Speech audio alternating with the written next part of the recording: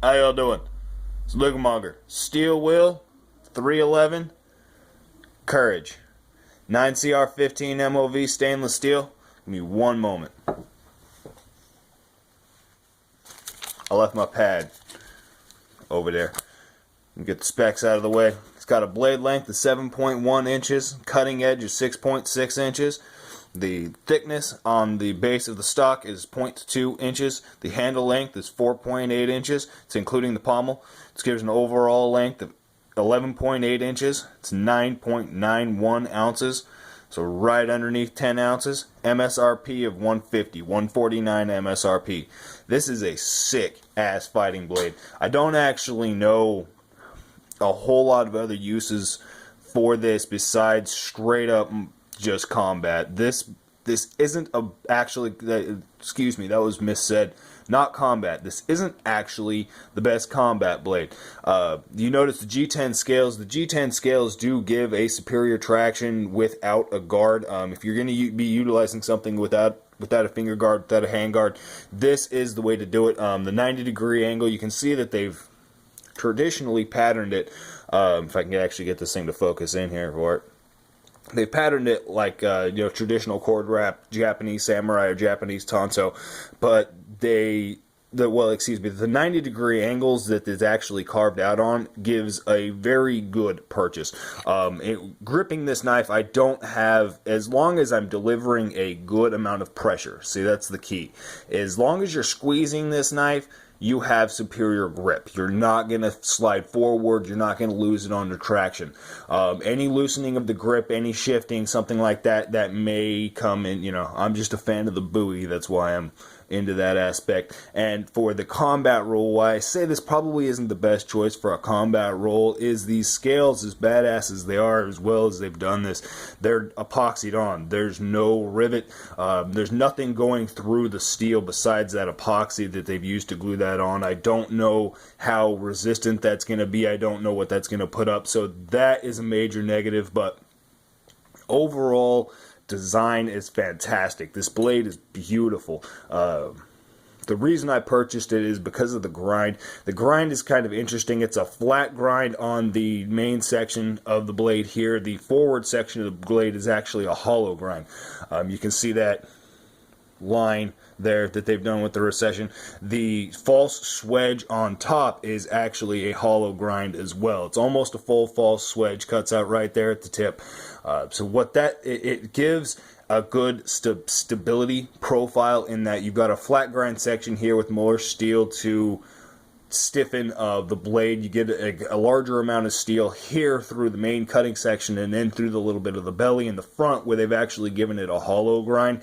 The hollow grind on the swedge tapers down and you get that thicker section up front to reinforce the tip. So it does have an excellent design as far as rigidity and weight reduction. It's just fantastic. The balance point on this knife is right about there. See that? Right behind the forward section of that, the forward section of the scale. So it gets very, very lively in hand. Very, very quick, very, very maneuverable. I can spin this knife around. I can get it where I want it. It's very intuitive as well. It's almost a flat back. If you notice, it doesn't look like it. It's kind of got an optical illusion factor in it. It looks like a traditional tanto where it has a steeper sweep along the whole back edge of the knife, the whole, the spine of the knife. However, it's actually not. This is more of a classical point than a drop point or, any other tanto point design. It's flat. You can see that there is some curvature to it, but not a lot. You can see where they've actually cut it out to give that curvature, to form that curvature. There's actually no bending of the blade. It's just a little bit of a stock removal that they've done on the back here that gives that kind of swept up design. So it just handles very, very well. I love the way that it feels in hand. It's very fast, very agile, very maneuverable. So it's an excellent fighting knife. This is a badass fighting knife. If you like that classic Japanese tanto design, this is fantastic. They've finished it phenomenally well.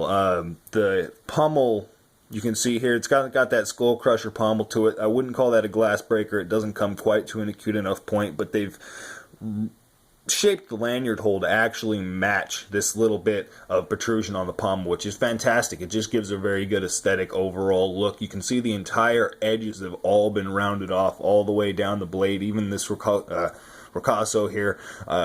Still, it's a very large ricasso as well, so it does lead to being able to be choked up if you're going to be doing any fine work. I can't see that happening with this blade, but it's rounded the whole way around. The fit and finish is acceptable. It's not extremely well. You can see I can't feel any lip there. I can't feel anything, but you can see that it's just not finished absolutely perfect all the way around. But I can't feel it. You know, I can't. It's definitely not going to ever create a hot spot. It's never going to wear into my hand, but I can see it. I know you can see that on film. Talk about this scale, the mating of this scale to the actual spine of the knife. If I can get that to come back into focus. See that there. As well, the grind is off a few degrees. If you can see that. The tip, that carries through the whole length of the blade. So I'm going to wind up reprofiling this at some point to get it just into where I can get a razor edge on it a lot simpler. I'm going to give you a size comparison between a few things. I'm going to show you the sheath right now. I really like this sheath. Okay, it's the word I want to use is elegant. Pouch design sheath. Double snap. Snaps are fantastic. Great retention. They've kind of blued them. It's a light bluing, kind of a grayish color, which is just great. Very pretty. Snaps, very intuitive. There's enough leather on the bottom to get a really good grip. Just rip it up. You're never going to snag on that. The deployment of the knife is fantastic. It carries very well. There's no... Woo, ha! Somebody's going to saw what I just did. But there's not... There's no rattle. There's no shake. But it's huge. This knife isn't that big of a knife. It's a 7-inch blade, but the sheath is enormous. It just has a presence because of this flap design. It's complete coverage, which I actually like. However, you can see I've put a piece of paracord on here just to keep it more rigid. The belt loop is very flappy. It's very loose. It is nice, good quality leather, studded. The stitching is a nylon stitching, leaves a little bit to be desired. I wish it was a non-synthetic stitching, but that's all right. The sheath is nice. It's just huge. Here's a comparison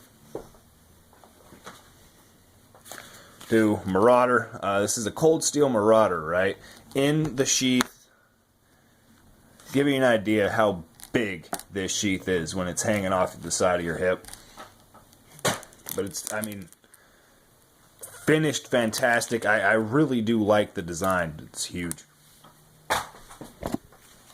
Size comparison. Benchmade 162.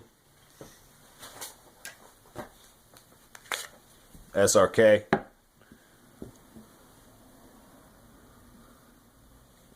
Get a general idea of the blade length.